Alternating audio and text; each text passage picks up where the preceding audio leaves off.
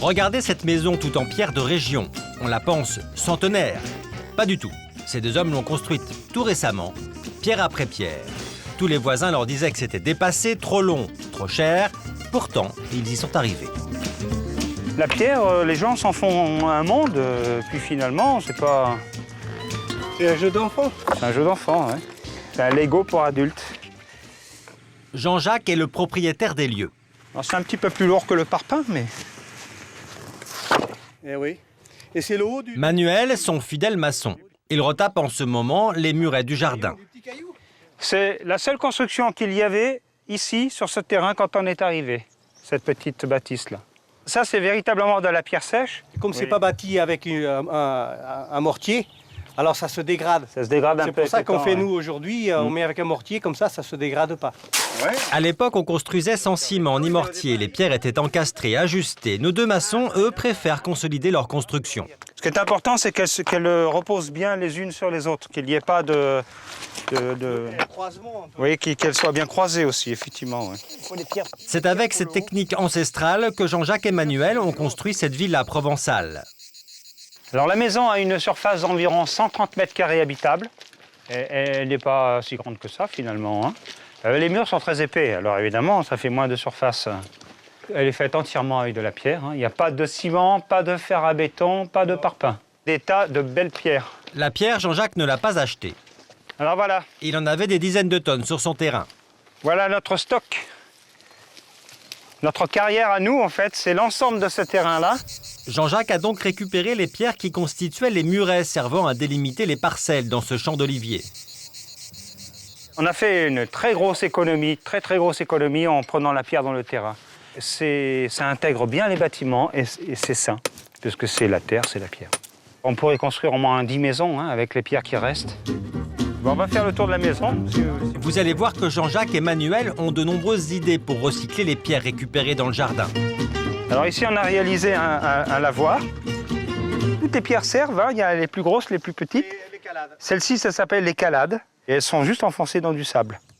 Ici, on a une piscine, donc ces pierres-là, on les a retaillées.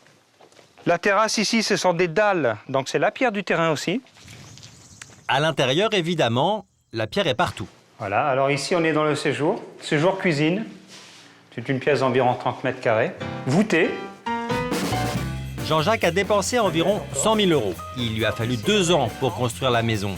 5 ans de plus pour faire la terrasse, la piscine, le lavoir.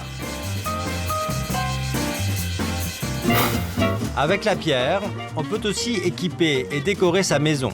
On fait alors appel à un tailleur de pierre. Benoît se rend chez un de ses fidèles clients. Monsieur Bousseau, Bonjour. comment allez-vous? Comment allez-vous? Ça va? Allez, c'est parti.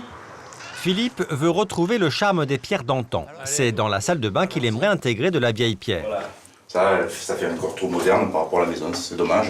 D'accord. Donc ce que j'aimerais, c'est de faire une douche avec système de bac creusé. Non, mais dans l'esprit déjà des pierres qu'on a réhabilitées, Voilà. il y a... Vous avez même thème plutôt. Le tailleur de pierre a déjà fabriqué pour cette maison plusieurs objets, dont ce plan de travail et l'évier de la cuisine. Du sur-mesure, le vrai luxe. On l'a creusé, on lui a donné de la pente et on l'a intégré avec des vieux marbres vieillis, voilà, pour qu'elle reprenne du service. 400 € pour l'évier et 100 € du mètre carré pour les carreaux du plan de travail. Pour le lui-même, j'ai la maladie de la pierre maintenant. C'est le virus. C'est pas possible. La taille de la pierre se fait à l'atelier. Chez Benoît, on travaille à ciel ouvert, armé d'un marteau et d'un burin. Voilà, ça c'est de la pierre dure, vous l'entendez? Elle chante, elle chante. Et la pierre tendre, venez, tendez l'oreille. Regardez comme c'est un son plus doux, plus enveloppé. Qu'il s'agisse de pierre tendre ou de pierre dure, l'artisan part toujours d'un bloc. On va faire un cube dans une pierre qui n'a pas de forme. Fort de ce cube, après on va lui donner la forme qu'on veut. Ah, ça c'est une pierre brute. Et regardez-la bien parce qu'à l'arrivée, la main de l'homme y est passée, voilà ce que ça donne. Voilà. Un mortier comme celui-là, taillé dans du marbre local, demande 1 semaine de travail. C'est 150 €, mais il dure toute une vie. On peut tout faire dans la pierre. Des fondations jusqu'aux étages, mais aussi on peut faire des petites fontaines murales d'agrément, on peut faire des cheminées, ça part des cheminées les plus simples aux plus compliquées. On peut faire des vieux masques. Ouh. Faire appel à un tailleur de pierre n'est pas accessible à tout le monde. L'alternative, c'est la pierre reconstituée. Cela ressemble à s'y méprendre à de la pierre naturelle, mais c'est 2 fois moins cher. En Bourgogne, dans l'atelier de Patrick Violot, on en fabrique. C'est surprenant, tout commence par de la pierre en poudre. Ça, c'est de la pierre. Ça, c'est la pierre de Comblanchien, qui a une très bonne réputation. C'est une pierre de Bourgogne, très connue. Et une fois dans ce malaxeur, ça va être lié par des résines. On intègre les couleurs, on intègre tout ça. On va obtenir une pierre presque à l'état liquide. Cette pierre liquide est ensuite versée dans un moule. On obtient ainsi n'importe quelle forme, et cela très rapidement. Donc ça, il faudra à peu près 12 heures pour que ça sèche. Et demain matin, en fait, on va arriver à la matière durcie. Donc là, on va avoir la partie arrondie, donc la pièce qui nous intéresse, et on va l'enlever gentiment. Et en fait, c'est une grosse pâtisserie, hein.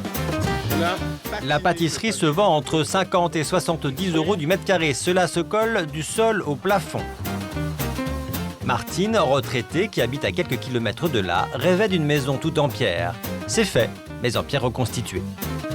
Alors on en a mis là, vous voyez, la cheminée, les dalles par terre. Ben, c'est épais, c'est solide. Hein.